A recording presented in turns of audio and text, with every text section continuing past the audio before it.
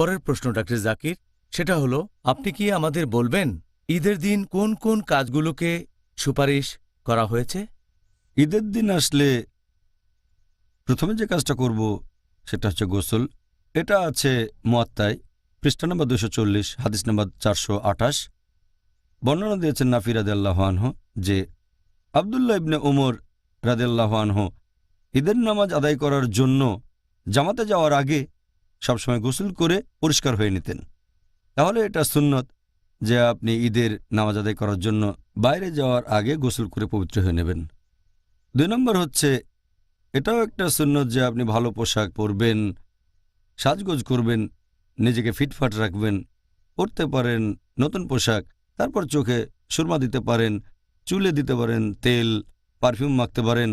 তবে এই জিনিসগুলো পুরুষদের জন্য, মহিলাদের এখানে সাজগোজ করা বা পারফিউম মাখতে সুপারিশ করা হয়নি, বরং তারা তখন থাকবে হিজাবের মধ্যে, থাকবে পর্দার ভেতরে। এগুলো পুরুষদের জন্য। 3 নম্বর পয়েন্ট, নবী সবসময় ঈদের নামাজ আদায় করতে যাওয়ার আগে কয়েকটা খেজুর খেতেন। এই হাদিসটা উল্লেখ করা হয়েছে সহিহ বুখারীতে, খণ্ড নম্বর 2, বুক অব টু ঈদস, হাদিস নাম্বার 953। নবী খেলেন খেজুর বাসা থেকে বের হওয়ার আগে ঈদের নামাজের জন্য।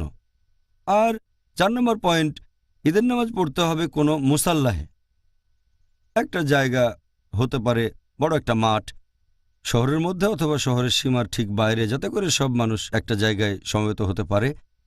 একটা হাদিস উল্লেখ করা হয়েছে সহিহ বুখারীতে, খণ্ড নাম্বার 2, বুক অব টু ঈদস, হাদিস নাম্বার 956। নবী মুহাম্মদ সাল্লাল্লাহু আলাইহি সাল্লাম ঈদের দিনে তিনি গেলেন মুসাল্লাহে আর ঈদের নামাজ পড়লেন।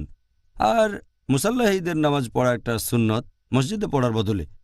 যদিও নবীর একটা হাদিস, এটা আছে সহিহ বুখারীতে, খণ্ড number 2, book of praying in Haramain, Mecca আর মদিনায়, হাদিস নাম্বার 1190। নবী বলেছেন, আমার মসজিদে নামাজ পড়লে, মানে মসজিদে নববীতে নামাজ পড়লে, সেটা অন্য যে কোনো মসজিদে হাজারবার নামাজের চেয়ে উত্তম, শুধু মসজিদে হারাম বাদে, তার মানে মক্কা। কিন্তু তারপরও ঈদের নামাজের সময় নবী তার নিজের মসজিদ ছেড়ে নামাজ পড়লেন একটা ঈদগাহে, নামাজ পড়লেন মুসাল্লাহে। তার মানে বিশেষ করে ঈদের দিন মসজিদে না পড়ে কোনো ঈদগাহে নামাজ পড়া ভালো, মসজিদে নববী হলেও। ঈদগাহ বা মুসাল্লাহে নামাজ পড়া এতটাই গুরুত্বপূর্ণ। এছাড়া আরেকটা হাদিস আছে সহিহ বুখারীতে, খণ্ড নম্বর 2, বুক অব টু ঈদস, হাদিস নাম্বার 986। বলা হয়েছে যে মুহাম্মদ সাল্লাল্লাহু আলাইহি ওয়াসাল্লাম যখন ঈদের নামাজ শেষ করে বাসায় ফিরে আসতেন, তখন তিনি যে পথে নামাজ পড়তে গিয়েছিলেন সেটা বাদ দিয়ে অন্য পথে বাসায় ফিরে আসতেন। তার মানে মুসাল্লাহে যেতেন এক পথে আর ফিরে আসতেন আরেক পথে। এর কারণ হতে পারে তিনি এভাবে অনেকের সাথে শুভেচ্ছা বিনিময় করতেন, দুটো পথে বিভিন্ন মানুষকে তিনি হয়তো আশীর্বাদ করতেন। মানুষ এরকম বিভিন্ন রকম কারণ দেখায় যে কেন নবী এমনটা করেছেন। তাহলে এটা খুব গুরুত্বপূর্ণ যে ঈদের নামাজ আদায় করবেন কোনো মুসাল্লাহে। একথা আগেও বলেছি, মানুষ যত বেশি হবে মনোবল তত বাড়বে। আমরা দেখতে পারি যে আমরা কতখানি আল্লাহ সুবহানাহু ওয়া তাআলাকে মেনে চলি। এছাড়া আরেকটা সুন্নত যে মুসাল্লাহে পৌঁছাবো একটু আগে আগে গেলে ভালো, যাতে করে সময় মতো সেখানে থাকতে পারি, যেন তাড়াহুড়ো করতে না হয়।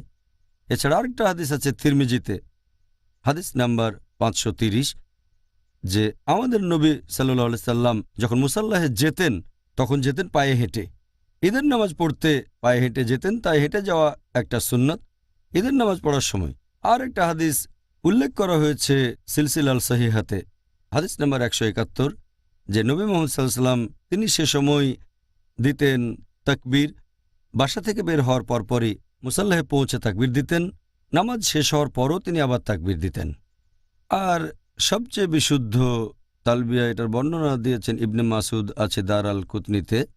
আর ইবনে শাইবাই তিনি তখন বলতেন, আল্লাহু আকবার, আল্লাহু আকবার, লা ইলাহা ইল্লাল্লাহ, আল্লাহু আকবার, আল্লাহু আকবার, ওয়ালিল্লাহিল হামদ।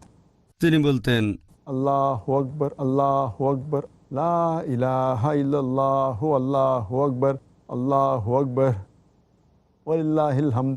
মানে আল্লাহ সর্বশক্তিমান, আল্লাহ সর্বশক্তিমান, আল্লাহ সুবহানাহু ওয়া তাআলা ব্যতীত আর কোথাও কোনো উপাস্য নেই।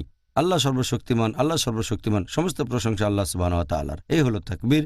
এটা বলতেন যখন বাসা থেকে বের হতেন, তারপর যখন ঈদগাহে পৌঁছাতেন, এরপর নামাজ শেষ হলে আমাদের নবী এভাবে আবারও বলতেন, ঈদের দিনে এরকম বেশ কিছু কাজের কথা সুপারিশ করা হয়েছে।